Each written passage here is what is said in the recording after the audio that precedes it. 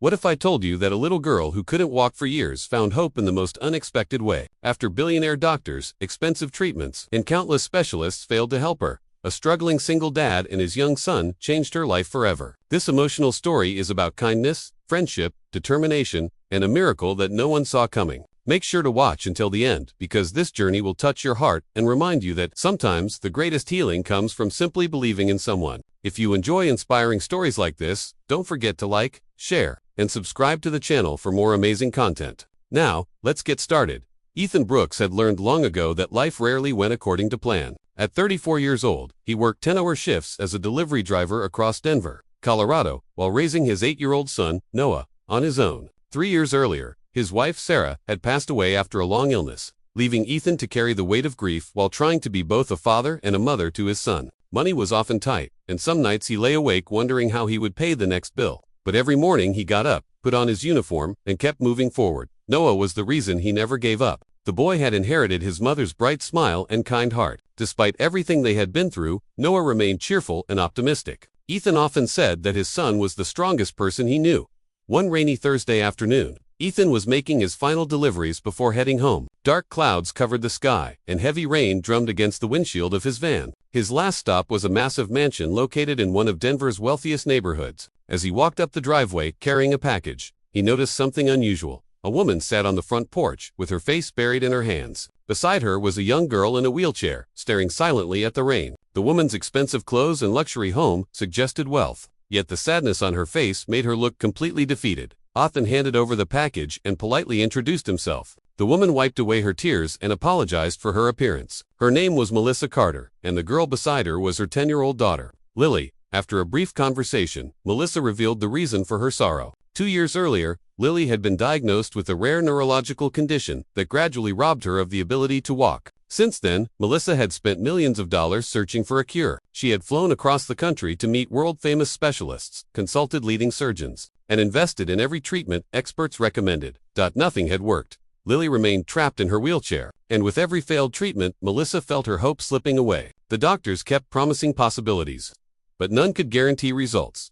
Before Ethan could respond, Noah stepped forward. He had been quietly standing beside his father the entire time. Instead of focusing on Lily's wheelchair, he simply smiled and asked, "Do you like superheroes?" Lily looked surprised. Most children either ignored her or treated her differently. Noah sat beside her and began talking about comic books, movies, and his favorite superhero adventures. Within minutes, Lily was laughing. Melissa stared in disbelief. That had been months since she had heard her daughter laugh like that. As Ethan and Noah prepared to leave, Lily actually asked when they would come back. The question caught everyone off guard. Melissa thanked them for their kindness, and Ethan promised they would visit again if Lily wanted. Over the following weeks, Ethan and Noah stopped by whenever they had free time. They played board games, watched movies, and spent hours talking with Lily. Slowly, the sadness that had filled the mansion began to fade.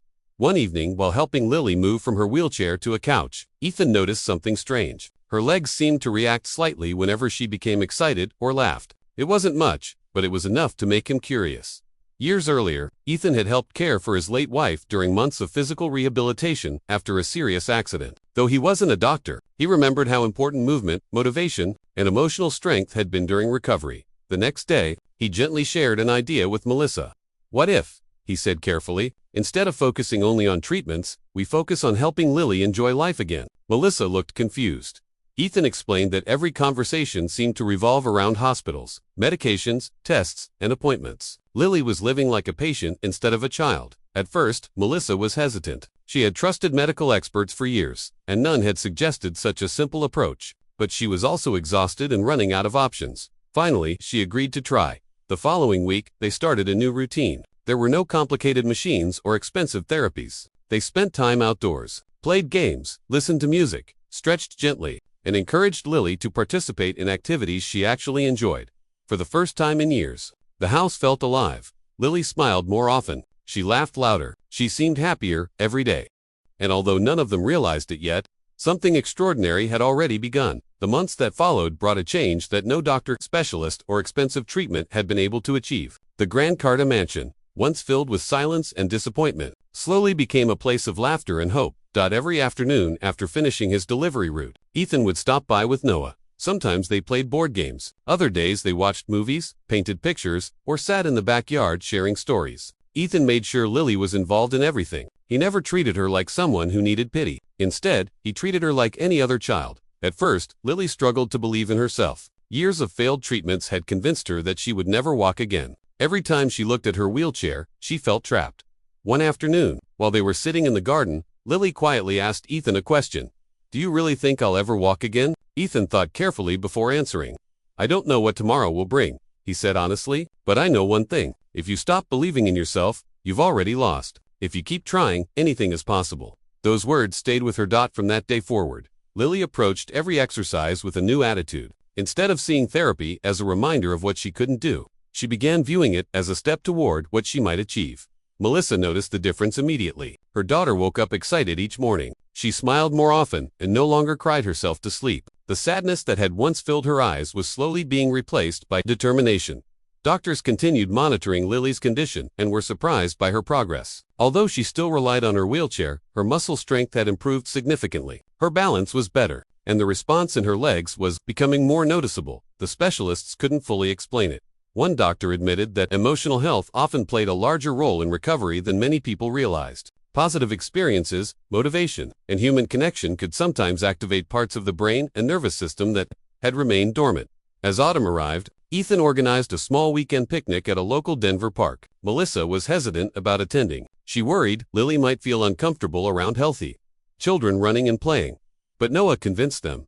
When they arrived, several neighborhood families were already there. Children chased soccer balls across the grass while parents gathered around picnic tables. For a moment, Lily looked nervous. Then Noah grabbed her wheelchair and rolled her toward a group of kids. "Come on," he said. "They're starting a superhero challenge." To Melissa's surprise, the children welcomed Lily immediately. They didn't focus on her wheelchair. They focused on her jokes, her imagination, and her competitive spirit.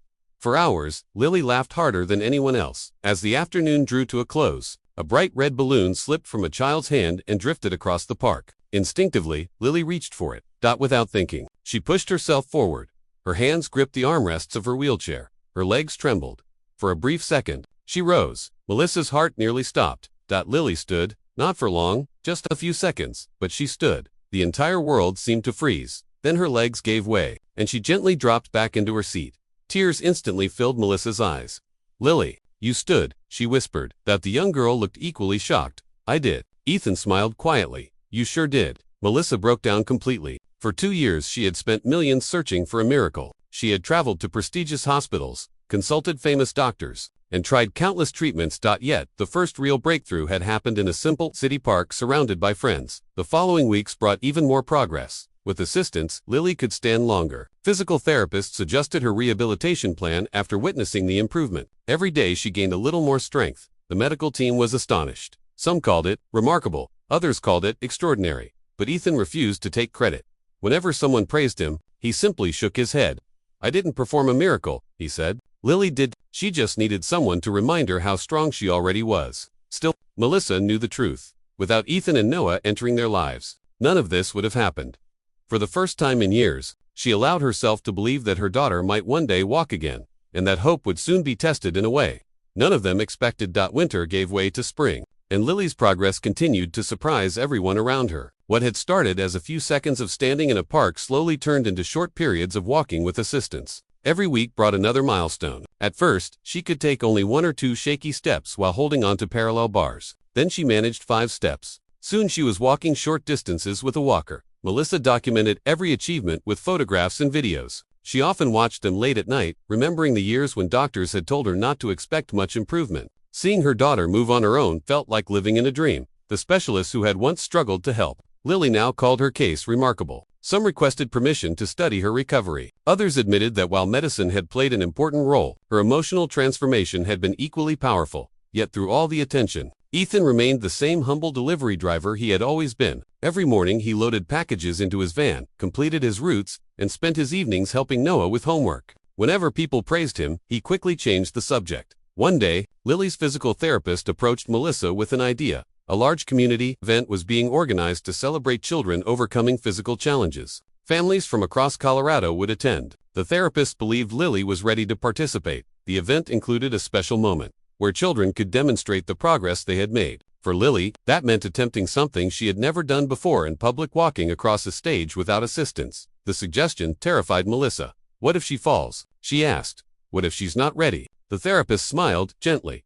And what if she is? For weeks, Lily trained harder than ever. Every day after school, she practiced walking. Some days were good, others were frustrating. There were moments when she stumbled and cried. There were times when she wanted to quit. Whenever that happened, Ethan reminded her how far she had already come.